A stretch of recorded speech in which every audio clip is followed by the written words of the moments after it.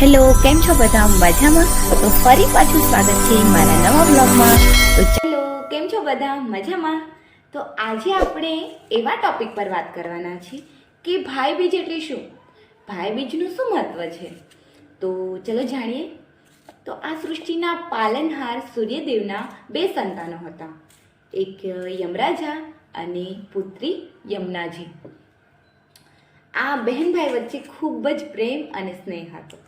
તો એક દિવસ યમુનાજી યમરાજાને જમવાનું આમંત્રણ આપે છે અને યમરાજા ભૂલી જાય છે. આવું 2-3 વાર થાય છે. પછી એક દિવસ યમુનાજી યમરાજાના ઘરે જાય છે અને કહે છે કે ભાઈ, તું આજ મારી ઘરે જમવા આવજે. અને યમરાજા હા પાડી દે છે. પછી યમરાજાના મનમાં વિચાર આવે છે કે આજે મેં બેનને હા તો પાડી છે, પણ હું જમવા જઈશ તો આ નર્ગવાસીઓનું શું થશે. તો પછી વિચાર કર્યો કે એને હું આજે છોડી દઉં છું. તો પછી યમરાજા યમુનાજીના ઘરે સાંજે જમવા જાય છે.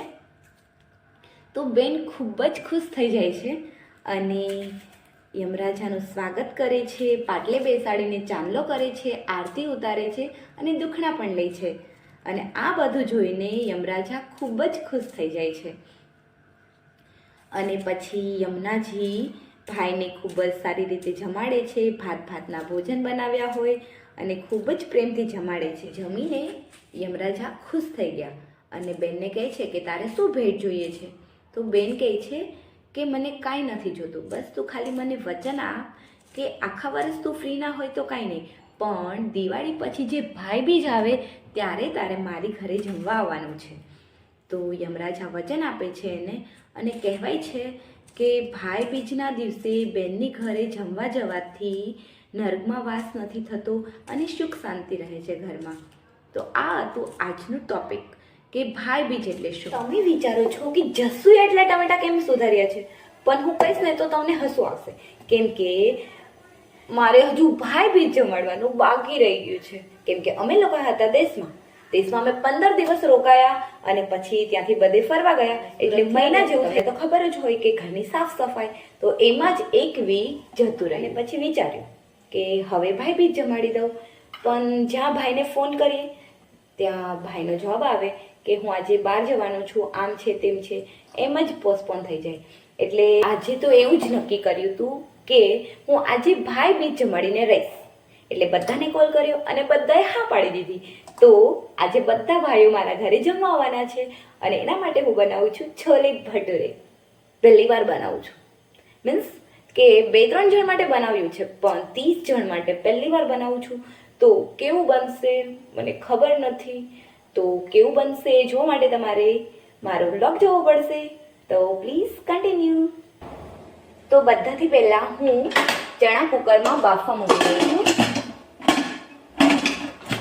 મેં આજે સવારે પલાળી દીધા હતા.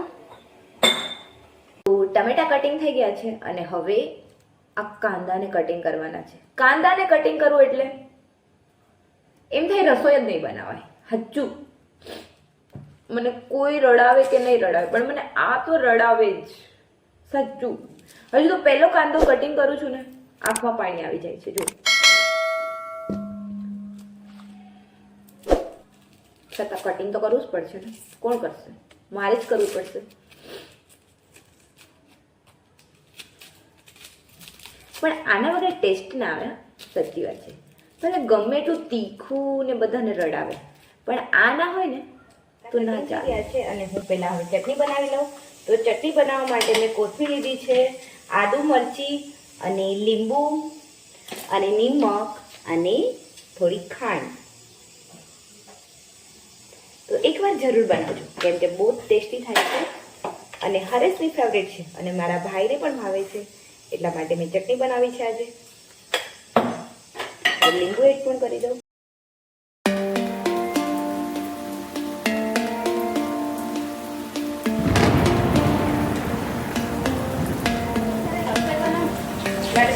થોડી વારમાં હાથ ધોવા પડે, ખબર નહીં આદત થઈ ગઈ છે. તો હવે હું ચટણીને ક્રશ કરી લઉં.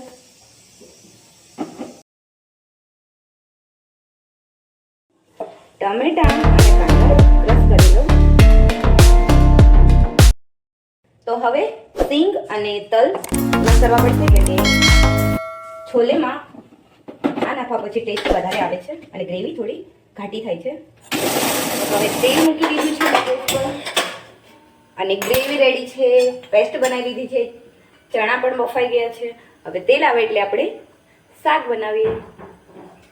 અને એટલામાં જ મારા ઘરે મહેમાન આવી ગયા છે, મારા ફઈજી.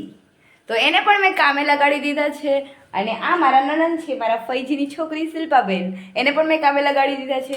એને પણ મેં રોકી દીધા છે કે તમે પણ અહીંયા જ જમી લેજો. તેલ મૂકી દીધું છે પણ હજી આવ્યું નથી, કેમ કે તેલ વધારે છે એટલે આવતા વાર લાગે.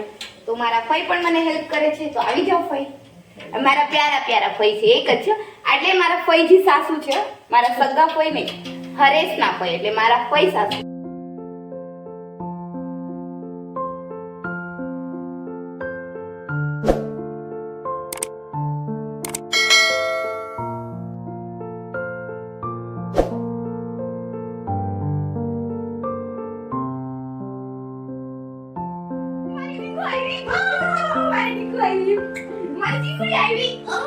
કેમ છો બધા? હાય, જય શ્રી કૃષ્ણ. જય શ્રી કૃષ્ણ. કેમ છો? હાય બધા કેમ છો? મજા આવી મજા મજા હારું મજા આવો બધા આવો. હાય અસ્મી. હાય કેમ છે મજામાં? મજા છે હારું મજા છે. દાદા મમ્મી હાય આવી ગયા. એ જીજુ કેમ છો? મજામાં? તુરેનો લોટ બાંધી લઈએ. તો લોટ ચાળી લીધો છે અને નિમક પણ નાખી દીધું છે અને હવે તેલ પણ નાખીએ. અને ધ્યાન રાખવાનું કે છાશથી લોટ બાંધવાનો છે. છાશથી લોટ બાંધવાથી છોલે એકદમ ભટુર એકદમ નરમ નરમ અને શકો છો કે છોલેનો કલર પણ એકદમ મસ્ત આવ્યો છે. તો તમને પણ ખાવાનું મન થાય છે તો ફટાફટ આવી જાઓ. ભાભી તમને જ આપો ને, તમે ભાભી થાવ છો. કેટલી મજા આવી ગઈ છે મારી ઘરે. કેવી મજા આવે છે તમને બધાને?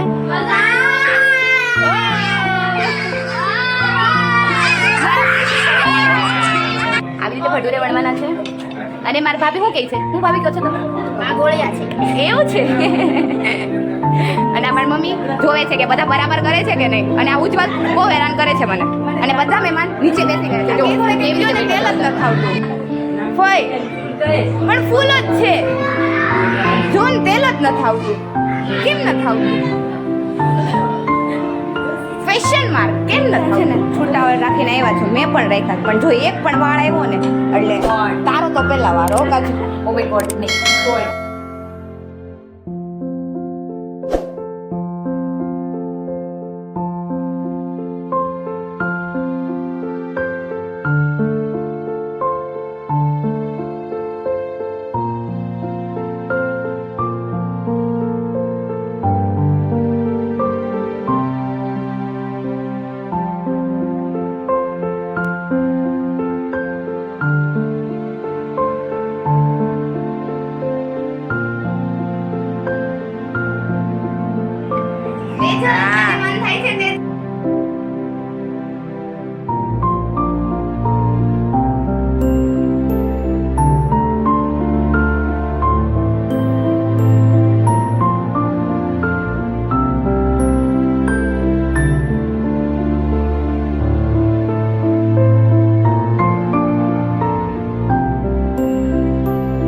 બાકી છે જમવાના, પણ હવે ભાભીને બેસાડી દીધા છે. કેમ કે આ ભટુરે પછી નરમ નરમ થઈ જાય એટલા માટે.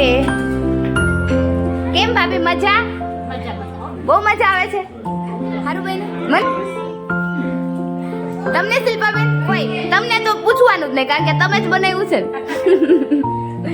મમ્મી તમને કેવું લાગ્યું? બેન અને ભાભી કામે ચડી ગયા છે.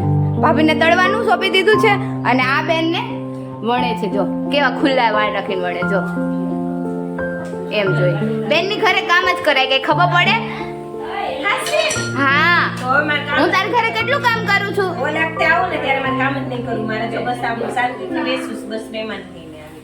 એવું તો કોઈ દિવસ નહીં આવે, ટેન્શન લે. હસ્તી અને ઉજ્જવલ બે પીરસવા લાગે છે. કેટલું કામ કરે છે મારું, આમ જો. ક્યાં ગયું છે? આ મારો ઘટુડો તો મારો ઘટુડો છે. મારો ઘટુડો છે આ.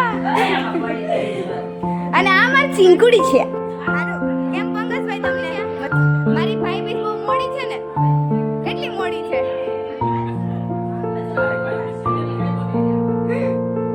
ચાખો કેવા ભાઈ ના લો મને પછી કયો. મસ્ત ભાઈ ના. હે રુદ્ર કેવા ભાઈ ના? તને ખબર તો ખા તો ખબર પડે ને.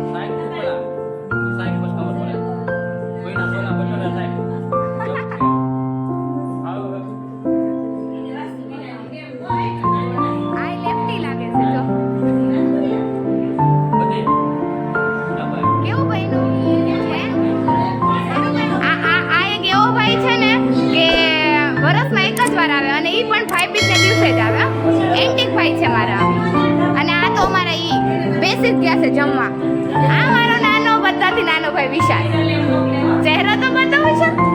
બધાથી નાનો ભાઈ 9:30 જમવા આવ્યો છે. હે તનશી, તને એટલી બધી ભૂખ લાગી કે પાછી પપ્પા હારે બેઠી તું? તને એટલા ભાઈવા છે કે ભૂખ લાગી? શું વાત છે? એવું છે? પણ તો ખાઈ ન હોય ને. અને ભાઈ તમે લોટ બાજરા કરો, ઓકે? મમ્મી કેવી મજા આવે છોકરીને ઘરે? બહુ મજા આવે. તો અહીં 2-3 દિવસ રહ્યો ને? ખૂબ જ મજા આવી ગઈ આજે ભાઈ બીજ જમાડીને. બધાએ મને કામ કરાવ્યું, પણ મારી છેલ્લે મારી ત્રિશુને પણ એમ થયું કે મારી જસ્સુ થાકી ગઈ હશે, એટલે એ પણ હવે વાસણ સાફ કરે છે. ત્રિશુ, તું માસીની તને દયા આવે છે? માસી તને જસ્સુ બહુ ગમે? ત્રિશુ, હે ત્રિશુ, તને જસ્સુ બહુ ગમે? બહુ ગમે? કેટલી ગમે? આટલી બધી ગમે? તો તે મને બધા વાસણ લૂછી દીધા ત્રિશુ?